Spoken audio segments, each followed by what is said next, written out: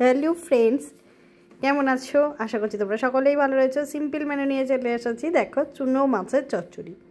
এটা বানাতে লাগছে পেঁয়াজ কলি, রসুন, ধনেপাতা, পেঁয়াজ, কাঁচা লঙ্কা আর আলু আর টমেটো। এই দিয়েই কিন্তু হয়ে যাবে। বাজারে পেঁয়াজ কলিও শেষের পথে, এখনই কিন্তু বানিয়ে নাও। সঙ্গে কিছু চুনো মাছ নিয়েছি, নিয়ে এগুলো নুন হলুদ দিয়ে আগে থেকে ভেজে রেখেছি। তারপরে ওই মাছ ভাজা তেলে দিয়ে দিচ্ছি সামান্য পরিমাণ জিরে।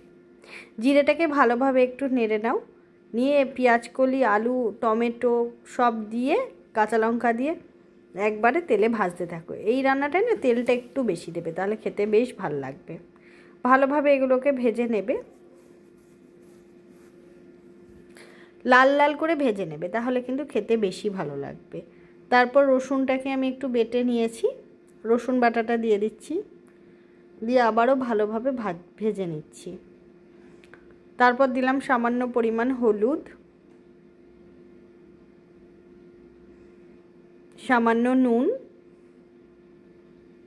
সামান্য পরিমাণ চিনি। এটা চাইলে তোমরা না দিলেও পারো। আর সামান্য কালারের জন্য একটু কাশ্মীরি লঙ্কার গুঁড়ো দিলাম। ভিডিও ভালো লাগলে লাইক, শেয়ার, সাবস্ক্রাইব, কমেন্ট করে একটু পাশে থেকো। নতুন কোনো রেসিপি দেখতে চাইলে অবশ্যই কমেন্ট করো, আমি সেই রেসিপি নিয়ে হাজির হয়ে যাব। এবার দিলাম জিরে ধনে গুঁড়ো। এই স্পেশাল মশলাটার রেসিপি চাইলে বলো, আমি কিন্তু দিয়ে দেবো। দিয়ে সব মশলার সঙ্গে ভালো করে এগুলোকে ভালোভাবে ভেজে নিচ্ছি। দেখো, ভাজা প্রায় হয়ে এসেছে। সামান্য পরিমাণ জল দিয়ে আর একটু ভালোভাবে ভেজে নিচ্ছি।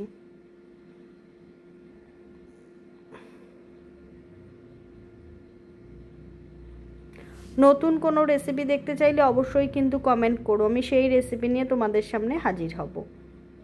এবার এই সবজিগুলো সেদ্ধর জন্য আমি দিয়ে দিলাম পরিমাণ মতন জল। বেশি জল কিন্তু দেবে না, পরিমাণ মতন জল দিয়ে দিয়েছি। একটু ঝোলটা ফুটে উঠতে দিয়ে দিচ্ছি যে চুনো মাছগুলো ভেজে রেখেছি, সেগুলো দিয়ে দিচ্ছি। দিয়ে ভালোভাবে সবজির সঙ্গে একটু ভালোভাবে মিশিয়ে নিচ্ছি।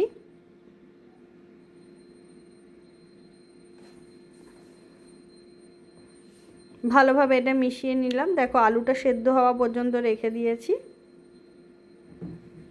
এবার আমি দিয়ে দিচ্ছি কুচো করে কাটা ধনেপাতা।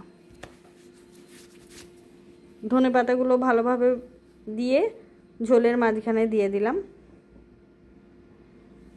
এবার এটাকে আমি একটুখানি ঝোলটা শুকনো করা পর্যন্ত অপেক্ষা করব। এটা কিন্তু শুকনো খেতেই বেশি ভালো লাগে।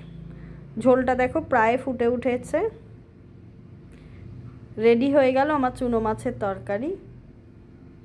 কেমন লাগছে বলো। এটা কিন্তু অবশ্যই তোমরা গরম ভাতের সাথে খেতে পারো। যদি পারো সঙ্গে এক টুকরো লেবু নিও, অবশ্যই গন্ধরাজ লেবু নেবে, স্বাদ কিন্তু দ্বিগুণ হয়ে যাবে, কথা দিতে পারি। অবশ্যই এটা বাড়িতে বানাবে এবং খেয়ে আমাকে জানাবে। ভিডিও ভালো লাগলে লাইক, শেয়ার, সাবস্ক্রাইব করো। সুস্থ থেকো, ভালো থেকো। জয় তারা।